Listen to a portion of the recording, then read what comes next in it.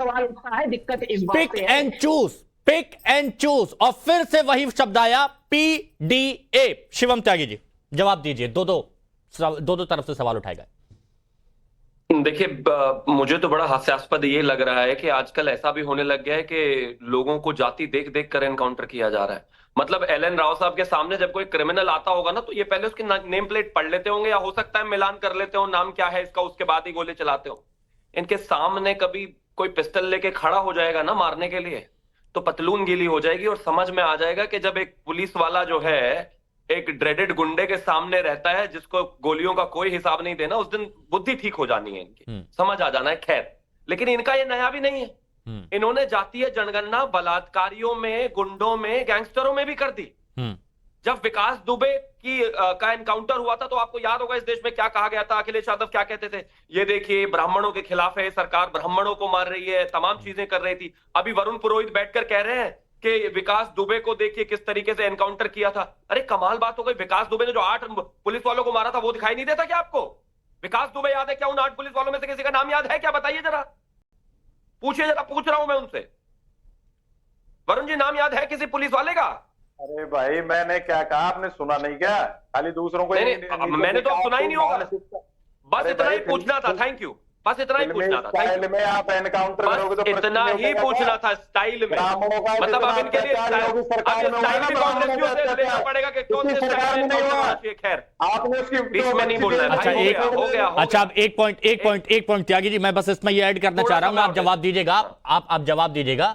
अब जैसे वरुण पुरोहित जी कह रहे हैं कि ब्राह्मणों पर जितना अत्याचार योगी सरकार में हुआ किसी पर नहीं हुआ, अखिलेश यादव कह रहे हैं कि यहां पर यादव पूछा जाता है, मतलब यादव और ब्राह्मण अब किस पर है ये अभी स्पष्ट नहीं है। थोड़ी बात कंटिन्यू करिए फिर। नहीं, मैं वही कह रहा हूं। हाँ। विकास दुबे का एनकाउंटर हुआ तो इस प्रदेश में इन्होंने नारा लगाया, ब्राह्मण खतरे में आ गया, भाजपा ब्राह्मणों के खिलाफ है। मंगेश यादव जो 7 मुकदमे झेल रहा था और जो इतना आतंक करके रखा हुआ था, जिसके ऊपर 1 लाख का इनाम था, अगर उसका एनकाउंटर हुआ तो कहते हैं कि नहीं नहीं, यहाँ तो यादव खतरे में आ गया। अगर मुख्तार अंसारी जेल में थे तो कहते थे नहीं नहीं, ये तो मुसलमानों को, अल्पसंख्यकों को प्रताड़ित कर रहे हैं। अब क्या हम जो है क्रिमिनल्स में भी जाति ढूंढेंगे? आपको पिछड़े समाज को और देश के हर समाज को मजबूत करने के लिए जातीय जनगणना करानी थी, लेकिन ये बलात्कारियों में कैसी जनगणना करने लग गया? मोहित खान अगर पकड़ा जाता है अयोध्या में तो उसके पीछे खड़े हो जाते हैं, कहते हैं कि नहीं नहीं, यहाँ पर तो डीएनए होना चाहिए। बीच में मत बोलिए ना, कोई लाभ है क्या?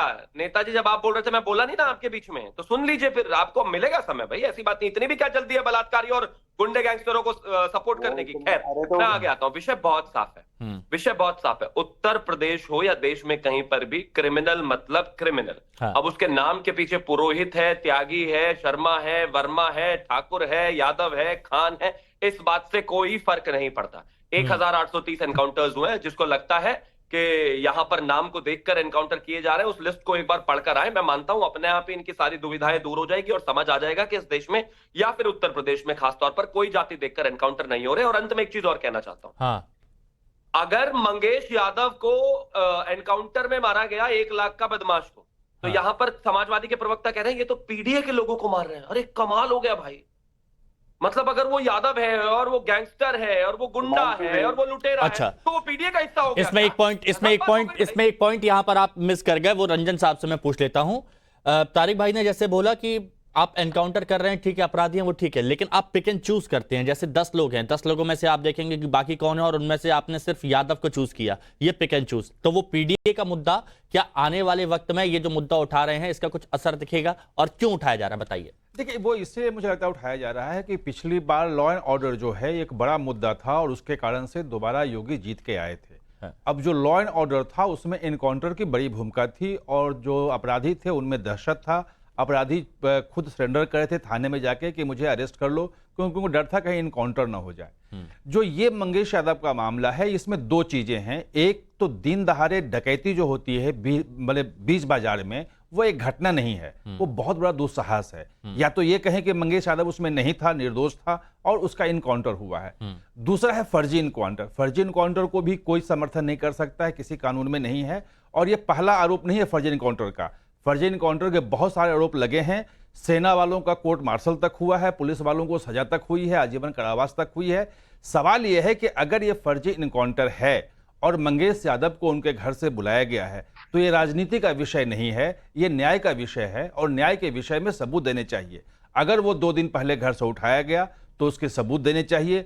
अगर लोग जो कह रहे हैं कि न्याय मिले उस परिवार को, मंगेश यादव के परिवार को, उनको यहां बहस करने के बजाय, राजनीतिक मुद्दा बनाने के बजाय हाईकोर्ट में जाके अपील करनी चाहिए, वहां से इंक्वायरी का ऑर्डर लेना चाहिए और वो देना चाहिए सबूत कि देखिए ये सबूत देख है। के जान लेना।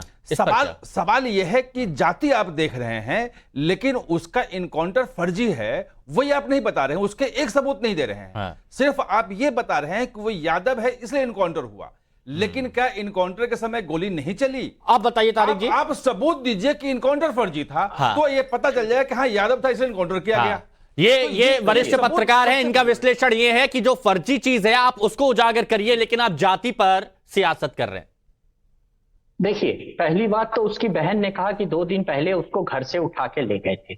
इसकी भी जांच होनी चाहिए कि क्या वाकई में उसको घर, बहुत सीरियस नोट, क्या उसको वाकई में घर से उठा ले गए थे? अगर घर से उठा ले गए तो पुलिस कस्टडी में था, तब तो मार दिया।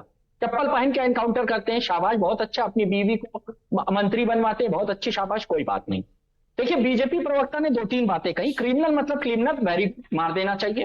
और जब कोई क्रिमिनल सामने आए तो उससे हाथ जोड़ के ये नहीं पूछेंगे भैया तुम्हारी जाति क्या है, वेरी गुड।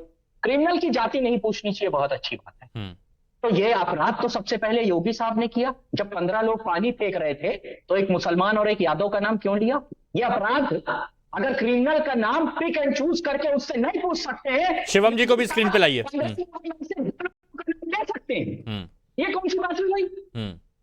आप भी माफी मांगिए तो हम लोग माफी मांग लेंगे कल। योगी जी आए, माफी मांगे कि मुझसे गलती हुई थी, मुझे 15 लोगों में से सबका नाम लेना चाहिए, 2 लोगों का नाम नहीं लेना। ओके, अच्छा, हाँ, ये बहुत इंपॉर्टेंट पॉइंट आपने कहा। तो शिवम जी ये बताइए, देखिए दिक्कत इस बात से है कि संसद में, विधानसभा में आप क्या कहते हैं, आप सिर्फ मुसलमान और यादव ये पॉइंट उठाते हैं और वो लगा है, दिल पर लगा है।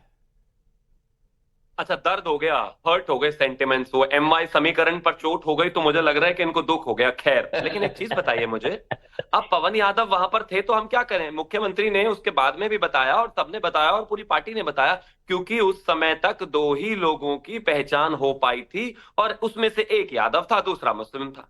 अब बताइए, तारिक खान अगर मान लीजिए किसी के बाद पानी फेंकते हुए दिख जाए या पत्थर फेंकते हुए दिख जाए तो तारिक खान को तारकेश्वर प्रसाद कहकर तो बोलेंगे नहीं मुख्यमंत्री।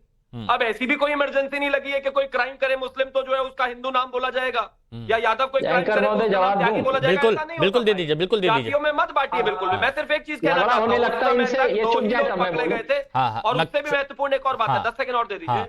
उससे भी महत्वपूर्ण बात यह है कि उसी केस का जो एक व्यक्ति था पवन यादव, जिसको उस मामले में बेल मिली, उसके बाद अखिलेश यादव जी ने बाकायदा उससे घर बुलाकर मिले। अरे अगर मतलब कल यादव हो या मुस्लिम हो, कोई आतंकवाद में पकड़ा जाएगा तो क्या उसको भी घर बुलाकर मिलने लगोगे? ठीक है, ओके, अब हाँ बताइए। गैंगस्टर, गुंडे, पहले 2 की पहचान हुई थी इसीलिए, और आप भी सिलेक्टिव अप्रोच ही है, यादव और मुस्लिम ही देखते हैं बस। बोलिए। सुनिए, देखिए दिक्कत क्या है ना, कि क्या योगी साहब को मोतियाबिंद हो गया है आंख में? 15 लोग थे, आपको दिखे नहीं, आपको मोतियाबिंद है तो इलाज कराइए, आप मुख्यमंत्री की। पहली बात, अगर 2 लोगों के नाम आपके पास गए थे, आपको पता था कि वहां ज्यादा लोग हैं, तो यू शुड हैव वेटेड। आप गली के सभासद नहीं, आप मुख्यमंत्री, आपको जिम्मेदारी ये लेनी चाहिए कि वहां कई लोग थे, कई लोगों ने असॉल्ट किया, लेकिन आपके अंदर इतना उबाल है, इतनी नफरत है दलित मुसलमान पिछड़ों के प्रति कि आप पूर्व के विधानसभा पहुंच गए कि हम 2 लोगों का नाम ले लें। ये गैर जिम्मेदाराना है। आज इन्हीं आंखों से देखा गया कि 15-20 लोग पानी उछाल रहे थे। बिल्कुल। यादव के ऊपर गंभीर बात नहीं आपने, वो वहां खड़ी नहीं, इसीलिए उसको वरुण पुरोहित जी,